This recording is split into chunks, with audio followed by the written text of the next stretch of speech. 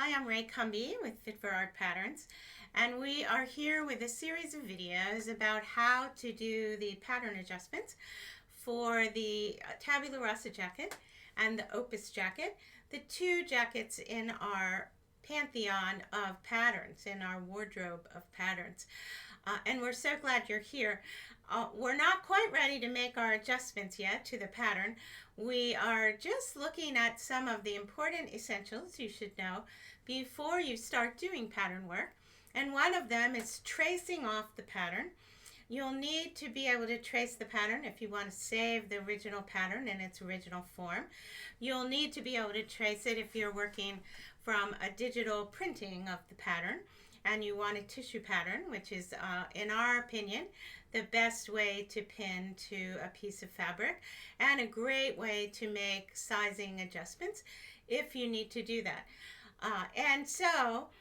We are going to spend a few minutes looking at the tools you need, which are also the tools you need as you are doing your actual fitting adjustments so that your pattern is your personal size and fits you perfectly. All of the tools we're going to show you, the paper, the rulers, the pencil, the scissors, the paper scissors, these are all important. But as we then move into the actual alterations of the pattern, which is the rest of the series that we will show you, you will also need some tape. And I like to have a nice tape dispenser.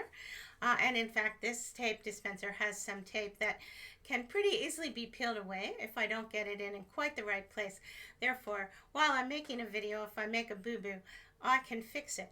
You might want, if you're just starting to do pattern work, to use that kind of tape too, although regular tape will work on a paper pattern. So in a dispenser is so helpful because then you don't need to have two hands while you're doing your pattern work. You will see this throughout these videos. I will really not need to give you another reminder, but I wanted to let you know that I forgot to include this in the pattern tracing video, and you will want to have some tape as you go through the adjustments that you might need to make to your patterns. Enjoy this video, and we'll see you at the adjustment videos on the other side. One important skill that you'll want to learn as you are learning to work with patterns and adjust patterns is to trace them off. And this is particularly clear when you're working with the Opus jacket pattern because it only comes in a digital format. So you've either ordered a full-size printout of the pattern, which is what I have here on the table underneath my tools, or you have tiled one together with tape and different pieces of paper that you have printed on your own printer. And so, or you've pulled them out of the pattern book. The pattern is tiled in the back of the book, Sewing Quilted Patchwork Jackets. So, you need a few things if you want to trace a pattern, and one thing you need is paper to trace it on, and this is a nice weight of sort of thin but sturdy paper that we like to use, and it is we have it available online at our store, and we sell it actually in a package called Pattern Drafting Tools, and it includes the curved ruler, which is important, and this is the Fit for Art curved ruler, which of course we like because we created it to work with the gentle lines of our patterns. And then we like to have an 1/8 inch increment straight ruler, at least 18 inches long. So these are the two rulers that are very helpful. You can also have a small ruler, but your 18-inch one, if you have enough space, will do pretty much everything you need if it has 1/8 inch increments.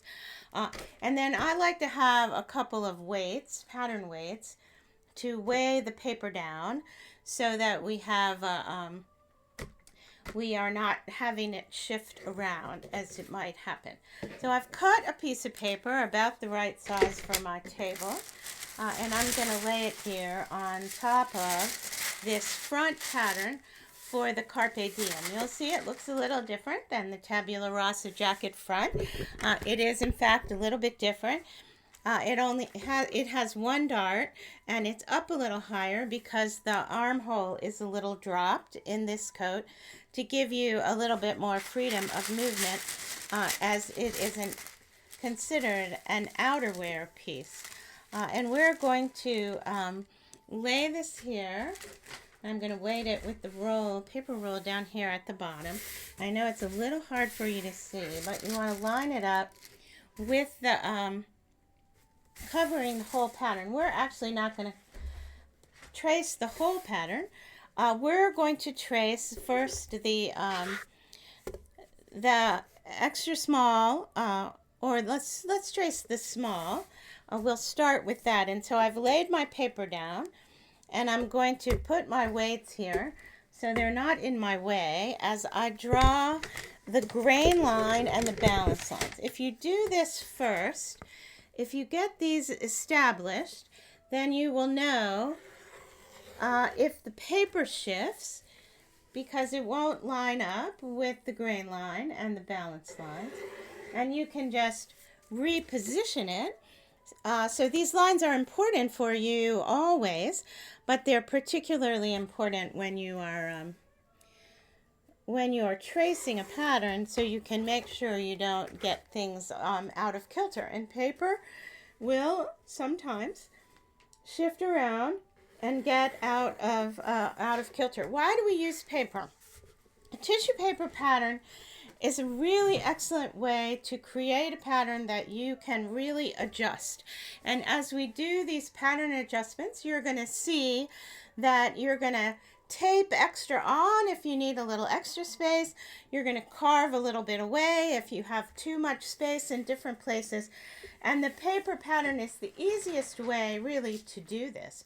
And then once you have it finished and you know it fits you, then you can easily transfer it to a more stable product like the grid Pellon, which is what we generally use. I'm going to draw this one line here. That's the jacket cutting line, because that's what we're going to trace today, the small with the jacket cutting. And we're going to use that same front with the similar front to the Tabula Rasa jacket, which is the kimono band or the front band style, because that is in some ways the easiest to work with. Now, you've seen how easy it is to use this ruler when you're doing straight lines, but I also want you to see that when you are tracing a pattern, it's a great time to get used to using the curved ruler.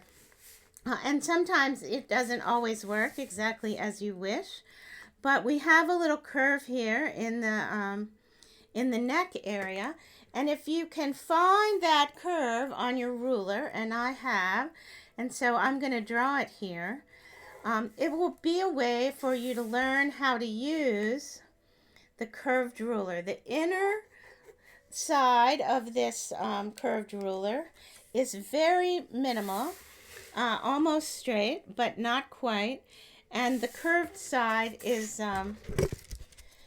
very curvy, as you see, but it curves in the ways that our patterns do. And we are making the small, right? That's what I said. So I'm going to find that small line, which is a long dash and a short and a little dot alternating. And I'm going to position that, and I'm going to transfer that notch, because those notches, as we discussed, are important, okay? And then we're going to come here, and here in the armhole, we once again have a little bit of a curve. So let's see if we can find that curve here. And sometimes you can only find part of it, but if you find part of it, that will be a good sign. You can also flip the ruler around, and if you just find little bits, you can put together a nice curve, making sure you're blending at each edge, okay? And we're going to come up here, and that is a nice rendition there of the, okay, and I'm going to move that notch. I'm going to annotate that notch. And I'm going to come here, and I know these are really hard to find, so I'm going to just carefully trace them with my pencil. I generally use a pencil when I do this. And then I know this line is a little bit of a shape to it, so we'll use this interior curve here to get it copied just right. I'm going to just double check. Oops, see there, I moved that pattern. I'm going to put it right back. I'm going to make sure I'm all lined up, and it looks like I am. And then I'm going to come here and finish this project. Okay, and then we're going to move the darts. We're going to mark the darts. So all of these things that are on the pattern, you should put on your trace. You also want to make sure that you label it. And so I'm going to label it in the direction in which I'm writing. So I'm going to say the front. Okay, size small. And then I'm going to say that it is, that this is December of 24. I like to date my patterns. That just helps me to kind of go back and look. Now remember, we talked about how the dart is going to have an end point on the size that you need. And there's our second point there. And so we're actually going to put this dart on the pattern. And they do have very straight legs in this pattern. So you don't have to worry about a curved ruler or anything like that. And so this is the front, and we're going to put with front band. And then we're going to write Opus, because that's what it is, the Opus. All right, so we have traced the pattern, and the next thing that you would do then is just double check that you have it pretty well, that everything lines up pretty well, and it does. And then you would take the time to actually cut this out. Here's a place I failed to get completely traced, so let's just fill that in. All right. And then we will go forward. This pattern is the cutting lines only. It does not have the seam lines. The seam lines are 5/8 inch inside all of the cutting lines. So once you have traced your pattern, if you like to have a seam line on your pattern, then you can go ahead and add it all the way around. And there are these nifty little 5/8 inch rulers if that's something you like to do. And you can add it so that you have both your seam line and your cutting line. And then we will be able to know this is what we have when we're making it. Now let's take one more little aside and think about if you know that you have a fullness in your hips that makes you need to have a little bit bigger size in the hip area when you are actually building yourself a coat, okay? And when you do that, you can actually move between sizes pretty easily. And we'll probably look at this several times during these pattern adjustment videos. But I just thought this would be a good time to see it because we have both patterns. We have all the sizes of the pattern lined up right here. So we have about 3/8 inch between the two different sizes. And so if you added 3/8 inch to all four seams all the way around, then that would give you 12/8, which would be 1.5 inches additional. I think that's right. Maybe it's 1.25 inches. No, it's enough. It's a lot. So that might be a place to start, to consider that around the waist, which is going to be right about here, you might want to start easing out to the next size up, or even the next size up after that. And so you would find that position on the line, and then you would find the position of the new size. So we're going to find this new size here, and we're going to draw it on down here at the bottom where it does not have to ease into the original pattern. Okay.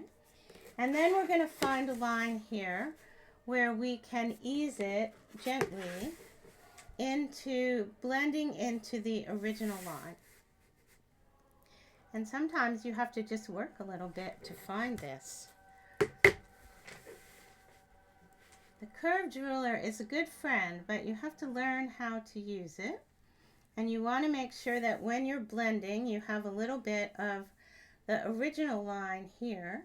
And so we're going to actually just found that line that's not bad and see what we have. And so there you see, you are accommodating the extra in your hip. And you would need to do that then also in the side pieces that you would cut and in the back in order to get that even all the way around. If you know you only need it in the front because say you have a prominent belly, here and on the front of the side panel might be enough for you. So you will figure that out as you move along. And this is just one way you can go. If you felt like you had to have a little bit more, you might actually go up to the next size, and you might have to kind of come up a little bit higher to do that so that you could get yourself eased into the next size. So let's actually just try that and see what happens. We'll come down here and then we'll get the rest of this eased here. You will know, or you can start paying attention to your body as to where you have these needs to have a little bit extra. So this is the small, this is the medium, and this is the large. And so that will give you a sense of what you might decide you want to use. So we've looked at tracing off the pattern. We've looked at easing into a little bit larger size as you move forward. And sometimes you just have to adjust these places where you're blending just a little bit. So you have a nice clean pattern. And this is a great way to get started.